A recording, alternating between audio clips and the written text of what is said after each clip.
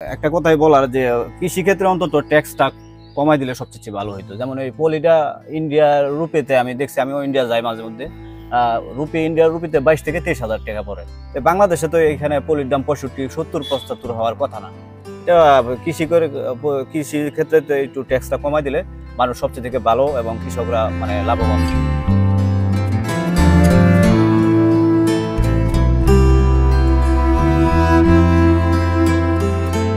আসসালামু আলাইকুম, সবাইকে স্বাগতম নতুন আরেকটা ভিডিওতে। আজকে আমরা চলে এসেছি এমন একটি গ্রামে, যে গ্রামে প্রতিটা মানুষই কম বেশি ফুলের চাষ নিয়ে ব্যস্ত থাকে, ফুল চাষ করে। আজকে আমরা যে গ্রামটির কথা বলছি সেটি হলো বাগনিবাড়ি। এটি অবস্থিত বিরুলিয়া ইউনিয়ন, আশুলিয়া, সাভার আশুলিয়াতে। যেই গ্রামটি রয়েছে সেই গ্রামটির পাশেই হলো আপনার গোলাপ গ্রাম নামে পরিচিত আরেকটি ফুলের গ্রাম। সেই গ্রামে সবাই কম বেশি গোলাপ চাষ করে। আমরা এখন যে এখানে অবস্থিত আছি সেটা হলো বাগনিবাড়ি গ্রাম। এই গ্রামে আমরা একটা বিশাল একটা জারবেরার শেডে চলে এসেছি। এখানে অনেক ধরনের জারবেরার চাষ হয়, বিভিন্ন কালারের। তাই এগুলা নিয়েই আজকে আমরা মূলত কথা বলবো, কিভাবে চাষাবাদ করতে হয় সেই বিষয়গুলো নিয়ে আজকে আমরা কথা বলবো আমাদের এই প্রতিবেদনে। দর্শক, আমরা এখন মেহেদি ভাই আছেন, এই মেহেদি ভাই এই পুরো শেডটা পরিচালনা করেন। আমরা তার সাথে কথা বলবো। ভাই কেমন আছেন? আলহামদুলিল্লাহ, ভালো আছেন ভাই? আছি আলহামদুলিল্লাহ। আমি প্রথমে জানতে চাচ্ছি, মানে জারবেরা যেই ফুলটা, হ্যাঁ, এই ফুলটার ক্ষেত্রে আপনার শেড তৈরি করতে হয় কেন? এটা সাধারণত অতিরিক্ত রোদ এবং বৃষ্টি দুইটাই সহ্য করতে পারে। এই জন্যই মূলত আপনার শেড তৈরি করে তারপর এটা আপনার চাষ করতে হয়, তাই তো? হ্যাঁ। তো দিন ধরে এটার সাথে সম্পৃক্ত আছেন? আমি 2020 সাল 25শে ডিসেম্বর থেকে এর সাথে সম্পৃক্ত। তাহলে 4 বছর ধরে। হ্যাঁ, 4 বছর। আচ্ছা, আপনাদের এখানে এই গ্রামের মধ্যে টোটাল কয়টা শেড আছে আপনার কি জানা আছে? অলমোস্ট 8 থেকে 9টা শেড হবে, এরকম আছে। 8 থেকে 9টা। হ্যাঁ। আচ্ছা, আপনার এই শেডটা কত একর জমির মধ্যে বা কত বিঘা জমির মধ্যে আছে? 2 বিঘার উপর আছে, প্রায় 3 বিঘার, অলমোস্ট 3 বিঘার কাছে, 80% আর কি। 80% বা অনেক বড় একটা শেড আমরা দেখতে পাচ্ছি। জারবেরাটা আপনারা প্রথমে চারা বা বীজ এটা কিভাবে প্রস্তুত করেন একটু বলবেন? এটা সাধারণত আপনার টিস্যু চারা হয়, এটা ইন্ডিয়া থেকে আমাদের কানেকশন করা। ওকে। ইন্ডিয়া থেকে আনার পরে এটা আমরা ওই সাথেই এটা মানে রোপণ করি। এরপর 50 থেকে 55 দিনের ভিতরে এটা ফুল মানে হারভেস্ট করা যায়। আচ্ছা, এটা কি প্রথম কি আপনারা বীজ না চারা আনেন? এটা টিস্যু চারা নেই, এটা বীজ হয় না। এটা বীজ হয় না, টিস্যু চারা আনেন। হ্যাঁ। আচ্ছা, ওটা কত দিনের চারাটা আনা হয়? চারাটা সাধারণত ম্যাচিউরড হয় ওইখানে 60 দিন বা 55 দিন এরকম। 60 দিন বা 55 দিন। তারপর হলো যে আপনারা এনে এখানেই সরাসরি সেটি সরাসরি স্থানান্তর করে দেন? হ্যাঁ, সরাসরি। এই স্থানান্তর করার কত দিনের মধ্যে আপনার ফুল আসে? কোনো গাছে দেখা যাচ্ছে 40 দিনে ফুল আসে, আবার মানে ম্যাচিউরড হইতে সাধারণত 50-55 দিনে পুরোপুরি সব গাছে ফুল চলে আসে। 50-55 দিন। হ্যাঁ। আচ্ছা, এটার জন্য আপনার কি রকম জমি প্রস্তুত করতে হয়? এটা সাধারণত উর্বর মাটি লাগবে, এবং প্রস্তুত করার সময় আপনার স্থানীয় যে গোবর আছে, ভালো গোবর, মানে জৈব সার সেটা লাগে। ভালোভাবে বীজ তৈরি করতে হয় ভালোভাবে। এবং পানি দেওয়ার ক্ষেত্রে আপনার হলো মানে স্বল্প স্বাভাবিকভাবে পানি দিতে হবে, অতিরিক্ত বেশি দেওয়া যাবে না, কমও দেওয়া যাবে। আর সাধারণত বৃষ্টির পানিটা এটা সবচেয়ে ক্ষতিকর। বৃষ্টির পানি পড়লে এটা খুব তাড়াতাড়ি মারা যায়। আচ্ছা মেহেদি ভাই, হ্যাঁ, এই যে আমরা যে পটটা ধরে হাঁটতেছি, হ্যাঁ, পটটাই কি এটার মধ্যে কি আপনারা পানি দেন? জি না, আমরা ভেটে পানি দেই এটার। ও আচ্ছা, এটার উপরে পানি দেন, তাই তো? এই পথে পানি দেওয়া হয় আপনার সাধারণত চৈত মাসে, যেটা বাংলা চৈত্র মাসে, এপ্রিলের দিকে, ওই সময় পানি দেওয়া হয়। পানি দিলে গাছটি আর কি সতেজ হয় ওই সময়। আচ্ছা, এটার জন্য কি আপনার রোদ্র কোনো প্রয়োজন হয় না? রোদ প্রয়োজন হয় না? রোদ লাগবে, কিন্তু সেটের উপরে রোদ লাগবে, মানে এটার যে আলোটা বা যে ওয়েদারটা দরকার অতটুকুই, এর বেশি দেওয়া যায় না। অতিরিক্ত রোদ থাকলেও এটার জন্য সমস্যা। অতিরিক্ত রোদ বৃষ্টি দুইটাই এটার জন্য সমস্যা। একটা গাছে এই ফুল আসা পর্যন্ত আপনারা কি কি সমস্যায় পড়েন? মানে ধরেন সেই ক্ষেত্রে হয়তো ফুলটা নষ্ট হয়ে যাইতে পারে বা পোকা আক্রমণ করতে পারে, এই টাইপের কি কোনো সমস্যা আপনার? হ্যাঁ, আছে, অবশ্যই আছে। আপনার একটা লাল মাকড় আছে, সাদা মাকড় আছে। এটা সবচেয়ে প্রধান শত্রু হলো এই সাদা মাকড়টা। এটা আপনার অনেকটা আপনার যে মহিলাদের যে উকুন আছে না, উকুনের মতন সাদা, ওই যে সঙ্গীনা মুখ ওই ছোট থাকে ওই রকম। এটা খুব ফুলটা খুব তাড়াতাড়ি ছোট হয়ে যায়, বড় হইতে পারে না। আচ্ছা, ওইটার আক্রমণের কারণে হ্যাঁ, ফুলটা বড় হইতে বড় পারে। হইতে পারে। তো ওইটার জন্য কি ধরনের আপনারা কীটনাশক ইউজ আমরা করেন? কীটনাশক ইউজ করি আপনার একতারা, এরপর হইলো ওই ডেনিফিট, প্যাগাসাস, ডিফারেন্ট অনেক ধরনের আছে, বাটিমেক্স আচ্ছা, অনেক। ধরুন ফুলটা এটা হলো যে ফুলটা আসার পরে এই ধরনের সমস্যা আপনাদের করতে হয়, ফেস করতে হয়।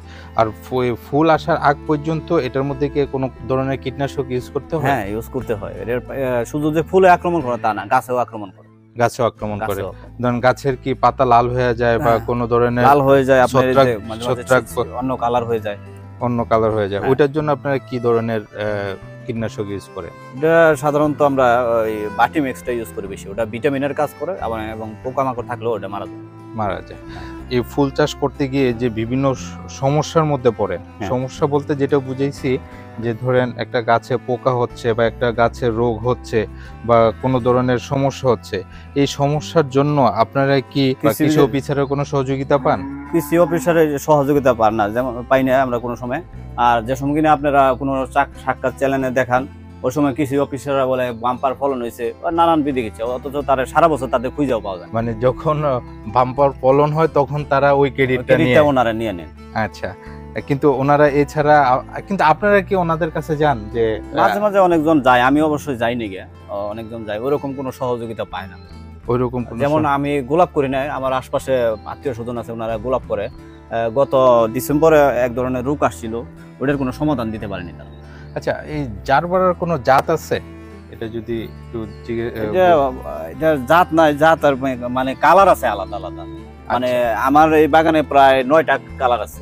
কি কি কালার আছে একটু আপনার সাদা আছে, লাল আছে, আবার লালের ভিতরে পিঙ্ক কালার আছে, এবং ইংলিশে একটা বলে আর কি রোসালিন, এবং অরেঞ্জ, আর সিঁদুর কালার, অনেক কালার আছে এরকম। বাণিজ্যিক ভাবেই এই উৎপাদন করেন এই ফুলগুলা, তাই না? আপনাদের ধরুন প্রতি বছর কি পরিমাণ খরচ হয় আনুমানিক একটা যদি আইডিয়া বলেন? আনুমানিক প্রায় 8-10 লাখ টাকা তো খরচ হয়। 8-10 লাখ টাকা? তো অনেক বড় একটা অ্যামাউন্ট, তাই না? হ্যাঁ। আপনার এই পুরো সেটটা করতে আপনার কত টাকার মতো খরচ? আমার প্রাথমিক অবস্থায় 35 লাখ টাকার মতন লাগছে, এখন আর কি বেশি লাগে আরো। ওই সময় তো মোটামুটি চারার দাম ছিল ওই সময় 63 টাকা, এখন প্রায় 90 টাকার কাছাকাছি হয়ে গেছে।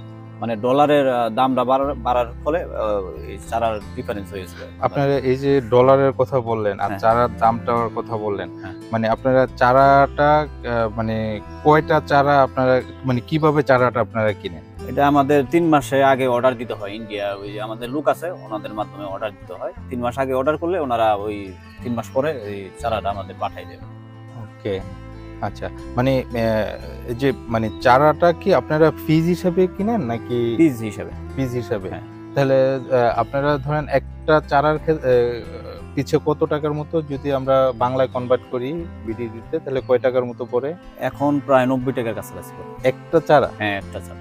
আপনারা এই কয়বার আপনারা ফুল তুলতে পারেন? আমরা সাধারণত যে সময় নতুন বাগান ছিল প্রতিদিন তুলছি, এখানে প্রতিদিন 2000 করে ফুল হয়েছে, সপ্তাহে একদিন বাদ দিচ্ছি। আপনার প্রতিদিন 2000 করে ফুল হয়েছে এই বাগান। আচ্ছা, প্রতিদিন 2000 করে? হ্যাঁ, হ্যাঁ, বিভিন্ন কালারে। বিভিন্ন কালারে।